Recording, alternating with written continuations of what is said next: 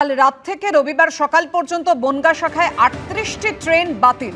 বিরাটি ও মধ্যমগ্রাম স্টেশনের মাঝে ব্রিজের রক্ষণাবেক্ষণের জন্য ব্যাহত হবে পরিষেবা। मीरा सफेद तुरंत खुले, भरपूर झाग दे और इसकी स्मार्ट साइंस दे स्मार्ट केयर और फ्रेशनेस। मेरी चॉइस मेरा सफेद। কথা বলবো, আমাদের সঙ্গে রয়েছেন আমাদের প্রতিনিধি অরিত্রিক ভট্টাচার্য। অরিত্রিক, কবে কোন কোন ট্রেন বাতিল আর পরিষেবা কবে সম্পূর্ণরূপে স্বাভাবিক হবে? দেখো, শনিবার রাত 10:30 থেকে এই ব্লকটি নেওয়া হচ্ছে। বিরাটি থেকে মধ্যমগ্রামের মধ্যে কাজ চলবে, যেটা বলা হচ্ছে যে কিছু ব্রিজ রয়েছে, রেল ওভারব্রিজ, সেগুলো রক্ষণাবেক্ষণে কাজ হবে।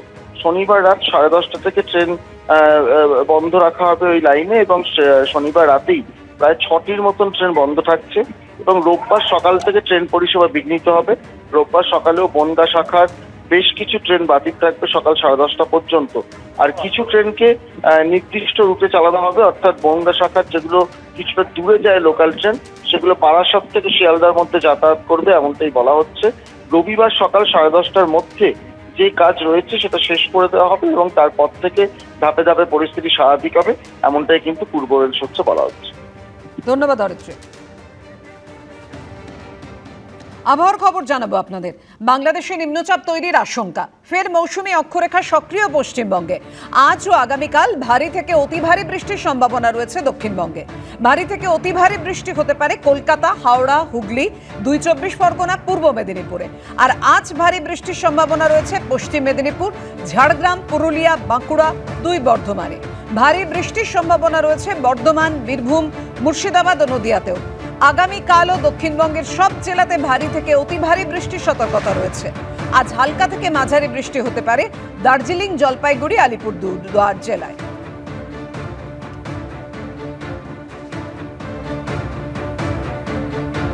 রেশন দুর্নীতি মামলায় ফের অ্যাকশনে ইডি। রেশন দুর্নীতি মামলায় কলকাতা সহ 7 জায়গায় ইডির আধিকারিকরা তারা তল্লাশি চালাচ্ছেন। কলকাতা, বারাসাত, মেদিনীপুর, কল্যাণী, জয়নগর সহ 7 জায়গায় ইডির তল্লাশি। কথা বলবো, আমাদের সঙ্গে রয়েছেন আমাদের প্রতিনিধি প্রকাশ সিনহা।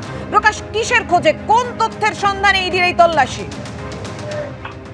দেখো বাপি, আমি তোমাকে বলে দিই, ইডি সূত্রের খবর, একসঙ্গে 7টি জায়গায় তল্লাশি অভিযান চলছে। তারা রয়েছেন মেদিনীপুরে, তারা রয়েছেন সোনাখালীতে, কল্যাণীর পৌঁছে গেছে একটি টিম, কলকাতা, দক্ষিণ কলকাতায় একটি টিম রয়েছে। একসঙ্গে 7টি জায়গায় ইডি সূত্রের খবর, রেশন বন্টন দুর্নীতি মামলা তদন্ত করতে গিয়ে একাধিক রেশন ডিস্ট্রিবিউটরদের নাম উঠে আসে, এবং এছাড়া ওপেন মার্কেটে যারা ট্রেডার ছিল তাদের নাম উঠে আসে, এবং বেশ কয়েকজন সরকারি কর্মীদের নাম উঠে আসে, যারা কিন্তু এই দুর্নীতিতে পুরোটাই কিন্তু সাহায্য করেছে। এবং সেই সরকারি কর্মীদের বাড়িতেও পৌঁছে গেছেন ইডি আধিকারিকরা। যেটা প্রাথমিকভাবে আমরা জানতে পারছি, কল্যাণীর একজন ফুড ইন্সপেক্টর সালমা হামরাম, তার বাড়িতে রয়েছেন ইডি অফিসাররা। অর্থাৎ রেশন বন্টন দুর্নীতি মামলায় একসঙ্গে কলকাতা এবং বিভিন্ন জেলায় 7টি জায়গায় ইডি অফিসাররা ইতিমধ্যেই কিন্তু তল্লাশি অভিযান শুরু করেছেন।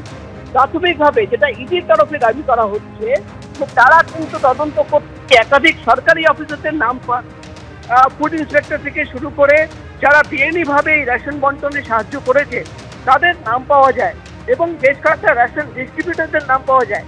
তাদেরই কিন্তু বিভিন্ন ঠিকানায় পৌঁছে গেছেন ইডি আধিকারিকরা। আরেকবার তোমাকে বলে দিই, ইডি আধিকারিকরা জয়নগরে রয়েছেন, ইডি আধিকারিকরা মেদিনীপুরে রয়েছেন, সোনাখালীতে রয়েছেন।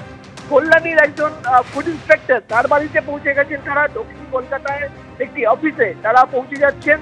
সব মিলিয়ে কিন্তু যেটা ইডি সূত্রের খবর, রেশন বন্টন দুর্নীতি মামলা তদন্ত করতে গিয়ে তুমি জানো বা খাদ্য দপ্তর থেকে একাধিক নথি যে পাঠানো হয়েছিল সেটা খুঁজে দেখা হয়।